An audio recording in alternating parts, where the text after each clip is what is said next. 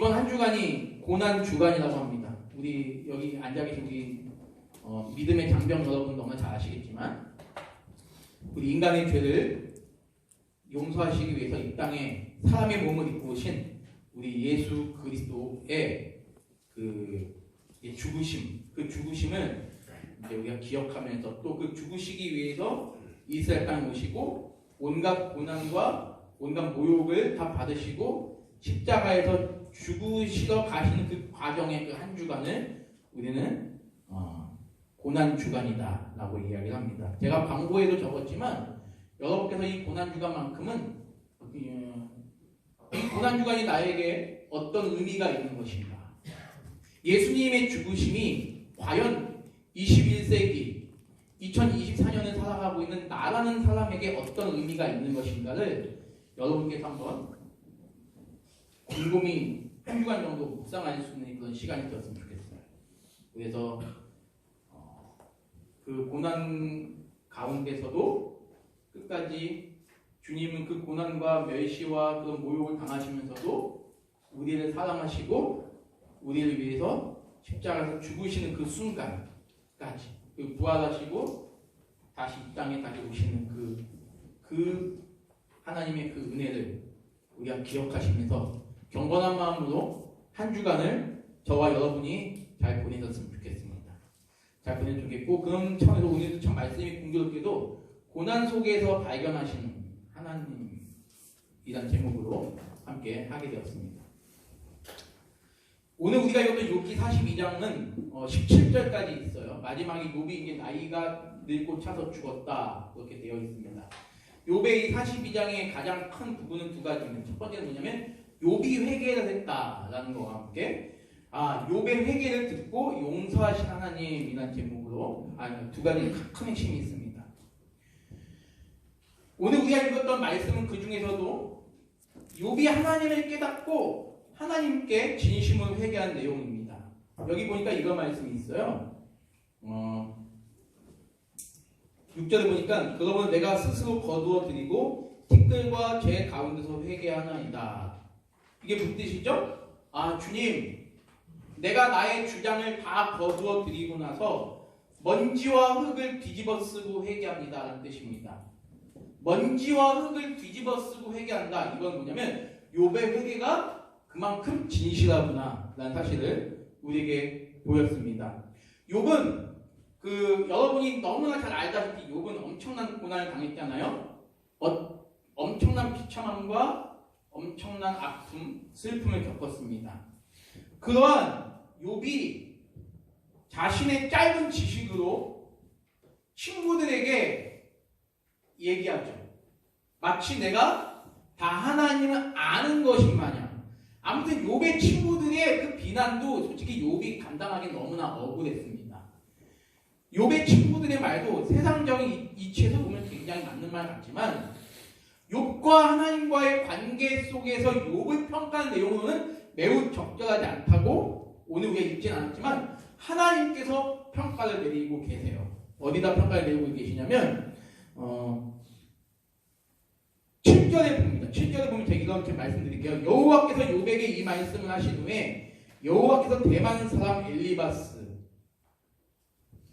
누구냐면 욥에게 조언과 충고를 해준 사람입니다. 대만 사람 엘리바스에게 이르시되 내가 너와 내 두 친구에게 노하나니 욥의 친구들에게 화가 났다는 거예요. 하나님께서 이는 너희가 나를 가리켜 말한 것이 내 종 욥의 말같이 옳지 못함이니라 라고 되어 있는 겁니다.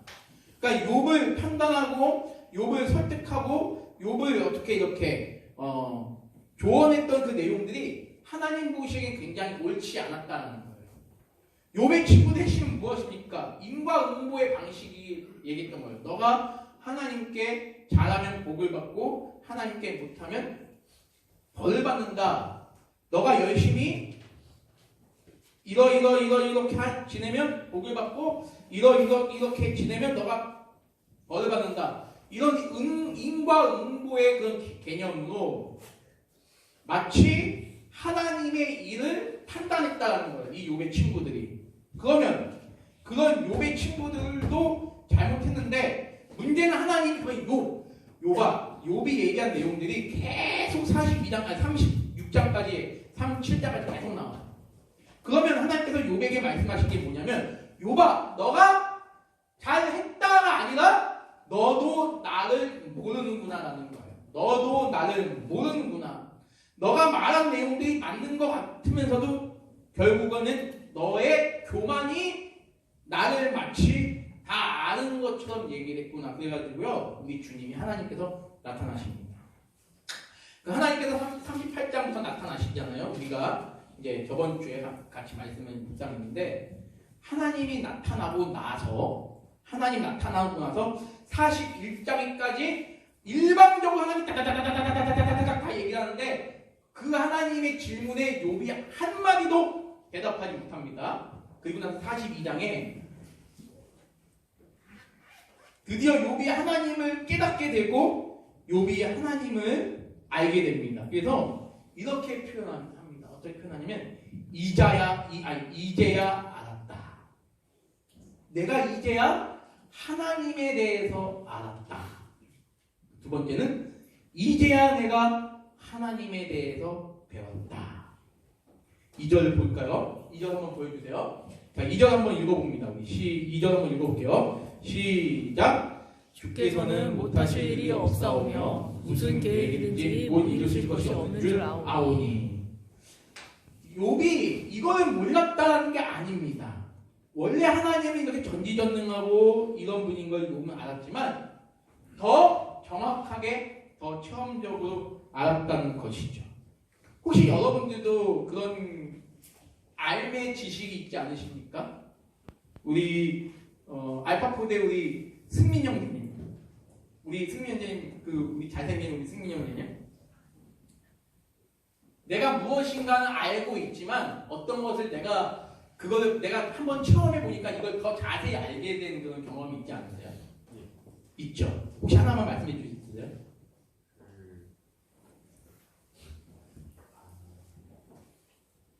일본 포수 사학 절차를 글로만 읽었을 때는 이해가 안 되는데 실제로 해보니까 훨씬 더 이해가 돼요. 네, 맞죠.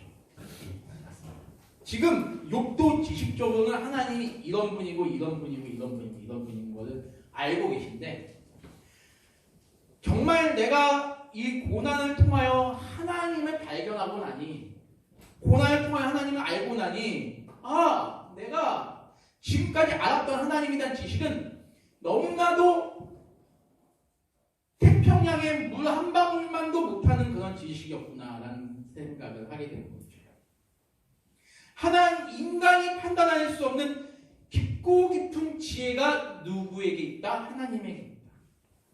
5절 한번 볼까요? 내가 주께 대하여 귀로 듣기만 하였사오나 이제 눈으로 주를 배웠나이다. 고난을 겪기 전에는 그저 하나님의 지식적으로만 알았어요. 하나님은 이런 분, 하나님은 저런 분. 근데 고난을 경험한 이후에는 미처 깨닫지 못한 전혀 새로운 하나님을 이 욥이 발견하게 된 것입니다. 그러면 한번 여러분에게 물어볼게요. 자, 우리 말씀을 잘 들었던 우리 누구한테 물어볼까요? 예, 우리 330 우리 휘재 형제님, 전희재 형제님.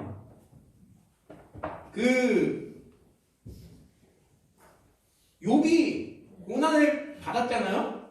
욥이 고난 받았는데 욥이 그 고난을 받은 이유, 해답을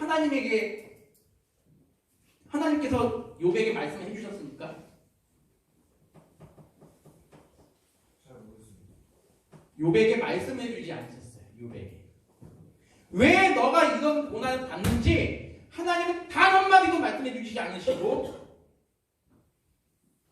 아주 엉뚱한 질문부터 던지시고 그 엉뚱한 질문은 곧 무슨 질문이냐? 하나님이 선빵을 날리신 질문입니다. 먼저 선빵을 날려버려요. 하나님 기가 막히게. 딱 나타나가지고 38장에 사랑하는 욥아 너가 고난을 당한 이유는 이러한 이유가 있어서 고난을 당한 거란다 라고 이야기하시잖아요. 성경 어디서도 욥이 당한 고난의 이유는 나오지 않습니다. 그냥 하나님은 욥에게 정말 말도 안 되는 이야기를 하고 계세요. 욥에게 나타나신 하나님의 방식, 이 방식은 사실 욥이 기대했던 방식도 아니라 우리들도 기대하지 않는 방식입니다. 욥은 도통 알아들을 수가 없는 그런 하나님의 질문에 맞닥뜨리게 됩니다.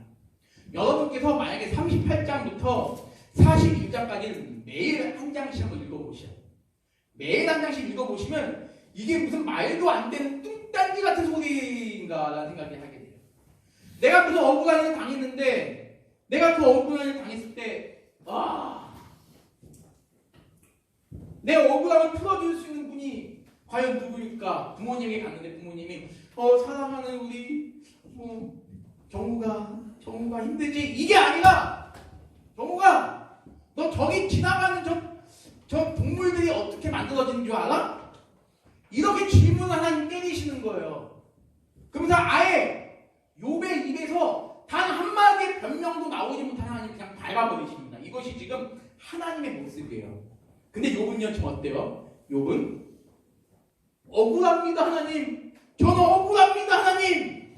이겁니다. 욥은 하나님, 나같이 하나님을 잘 믿고 정말 열심히 남을 위해서 살아왔던 내가 왜 이런 고난을 당합니까? 왜 내 자녀들이 떼죽음을 당하고 내 집안이 무너지고 내 온몸은 악성 동기로 가득 차 있습니까? 내 아내까지 나를 지금 원망하고 있는데 왜 나에게는 억울함을 주십니까? 그때 하나님이 하시는 말씀, 너가 이 우주를 만들 때 어디 있었느냐? 제가 여러분에게 한번 여쭤볼게요. 여러분이 이 온 우주 만물이 생길 때 여러분은 어디 있었습니까? 질문 자체가 웃기잖아요. 하나님은 지금 욥에게 그런 질문하고 계시는 거예요.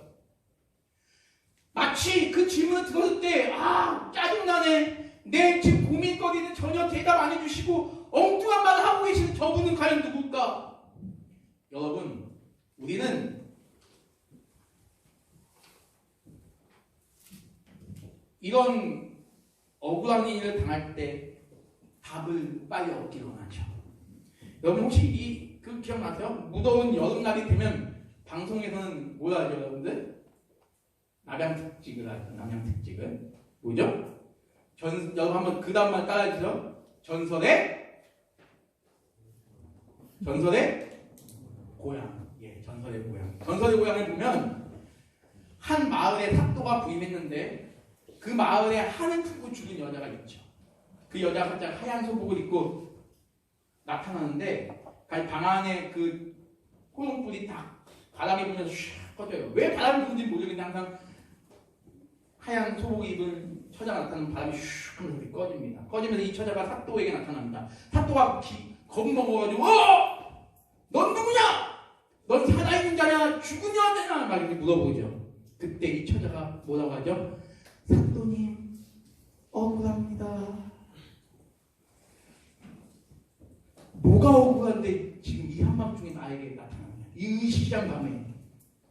그럼 이 억울한 이 소복 입은 한 죽은 젊은 처자가 이래서 억울합니다. 제 원한을 풀어주십시오. 삭도님밖에 없습니다. 그러면 구천을 떠도는 처자의 원한을 풀어주면서 나중에 전설의 고향의 맨 마지막에 어떻게 끝나죠? 이 이야기는 경상북도 어느 지역에서 전해진 이야기로서 딱 이렇게 끝나면서 그 하얀 소복 입은 젊은 처자는 다시 저 세상으로 올라가는 그런 전설의 고향. 지금 욥이 지금 그런 거예요. 하나님, 저 억울하니까요, 제 억울함을 풀어주셔야 합니다. 저한테 이러이러한 억울함이 있는데 하나님 왜 안 풀어주십니까? 여러분, 여기 하나님이 선빵을 말리시는 그 질문들이 되게 우리가 답할 수 없는 질문들이 많아요. 너가 바닷속에 들어가 보았느냐? 너가 짐승의 왕인 악어를 너가 만드는데 너가 무슨 네가 도움을 주었느냐? 너가 저 입을 벌리면 정말 무서운 저 하마를 너가 만드는데 너가 나한테 보탬이 되었느냐? 여러분, 그 동물의 왕국에서 보니까요, 악어와 하마가 싸우면 누가 이기는지 아세요? 악어와 하마가 싸우면 우리 환태 형제님, 하마가 아예 밟아버리더라고요. 처음에 악어가 무는 속도가 굉장히 빨라요.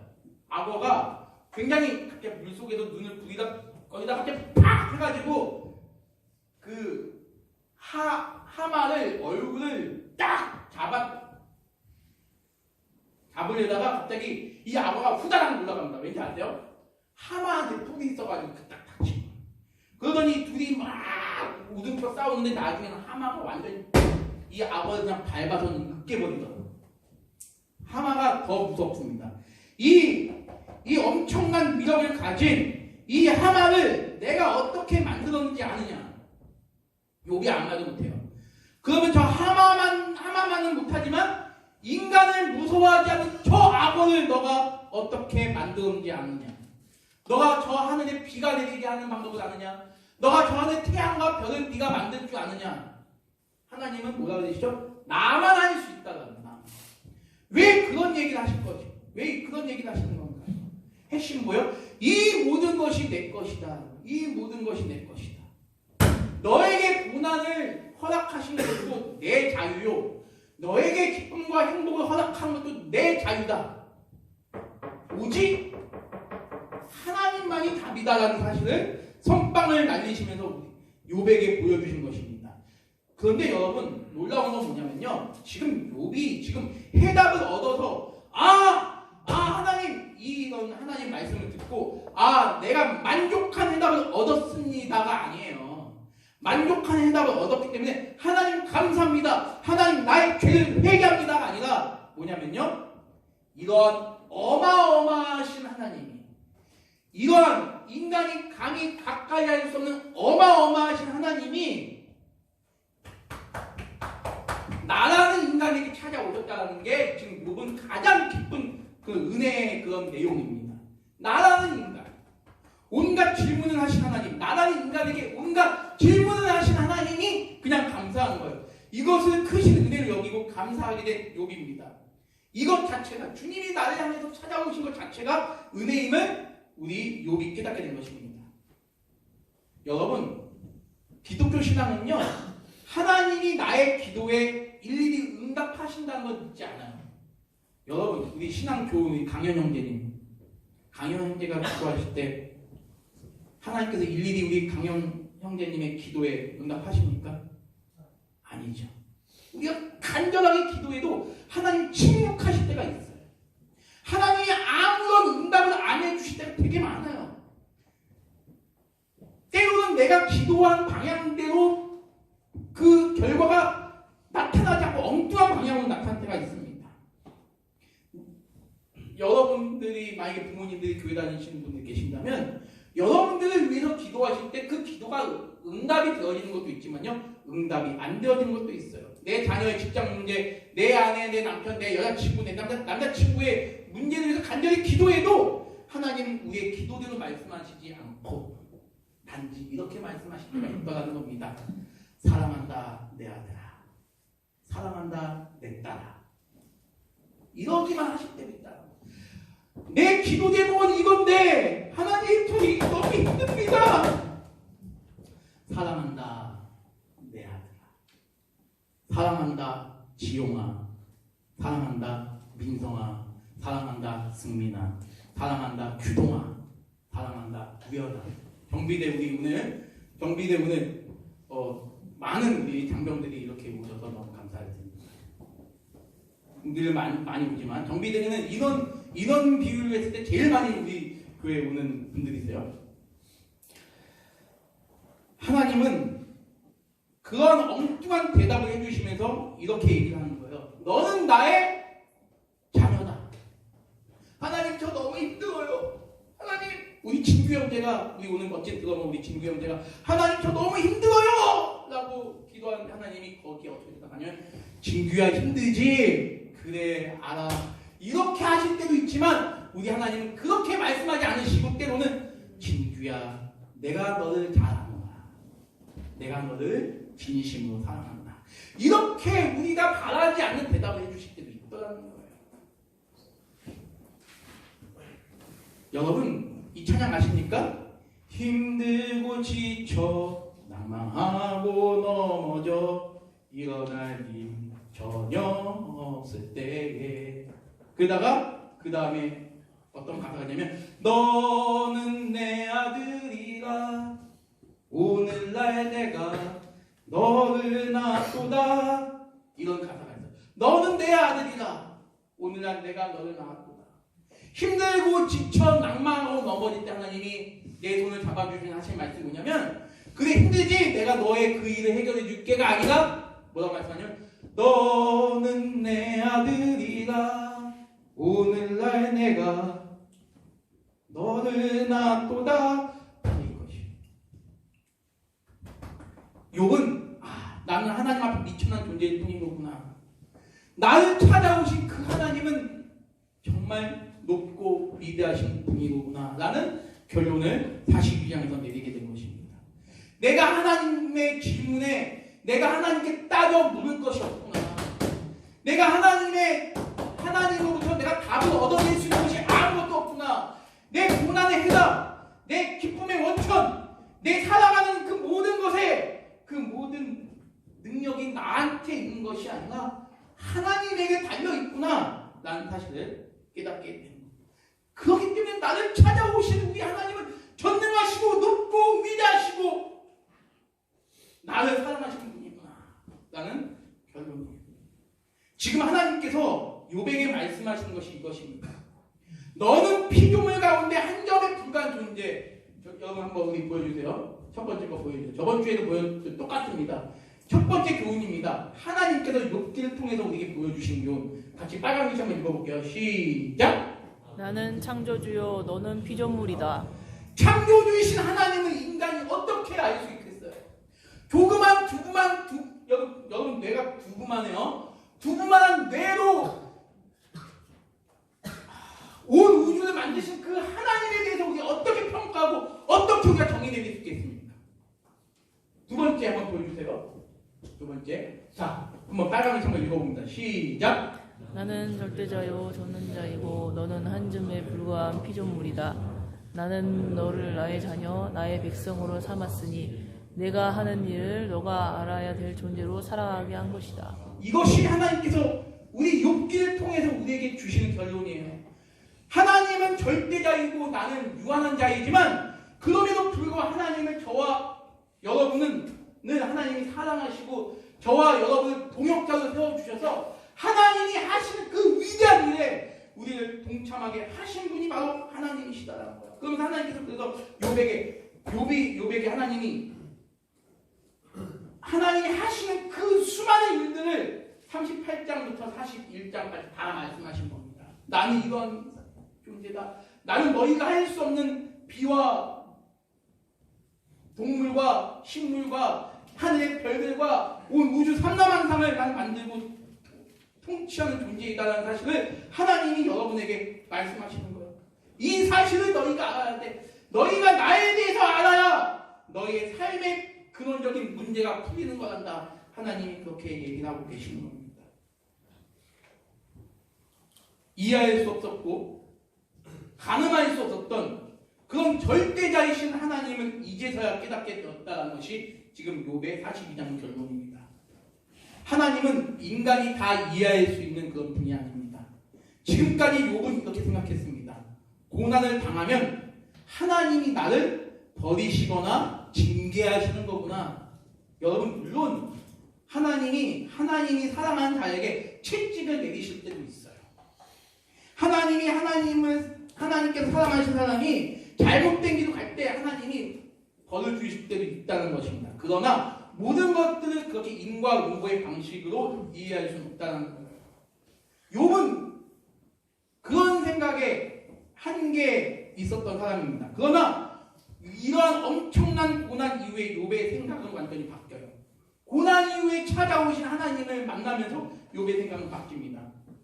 나를 축복하시는 또 다른 방법으로 하나님 나에게 고난을 주실 수도 있구나.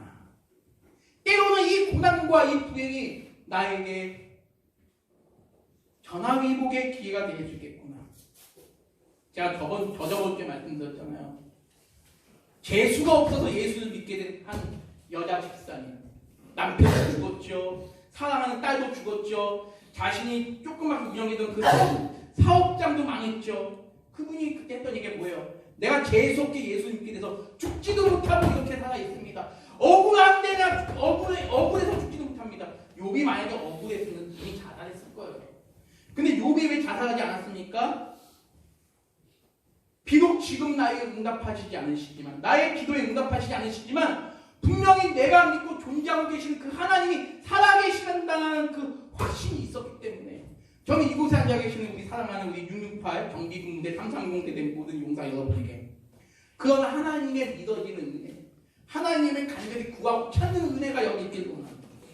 여러분들이 삶의 모든 것이 다 무너진다 할지라도, 다 무너진다 할지라도, 다 떠난다 할지라도 오직 떠나지 않는 분은 누구? 하나님입니다.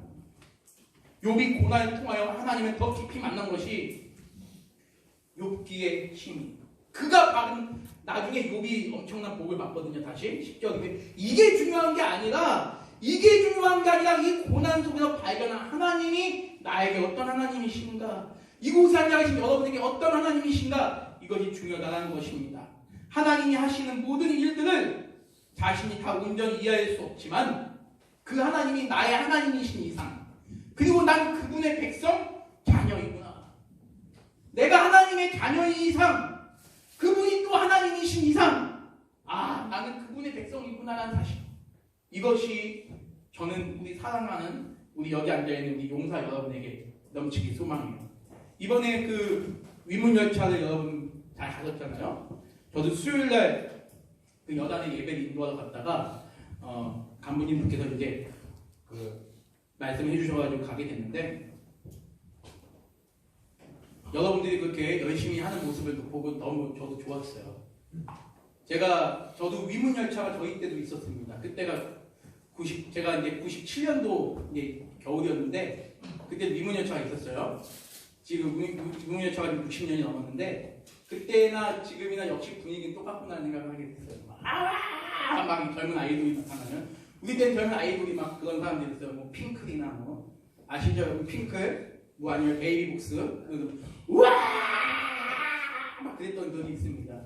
이번에 우리 여러분 모든 후대들이 되게 열심히 연습을 했는데 안 된 팀들도 굉장히 잘 하셨을 거 있고, 우리 정비대 그리고 우리 알파, 우리 윤윤서 형제랑 우리 정비대 탐용사 너무나 그리고 한택 형제 너무나 멋졌습니다. 너무 멋졌는데, 여러분이 아이돌 보고 발광하면 죄송합니다.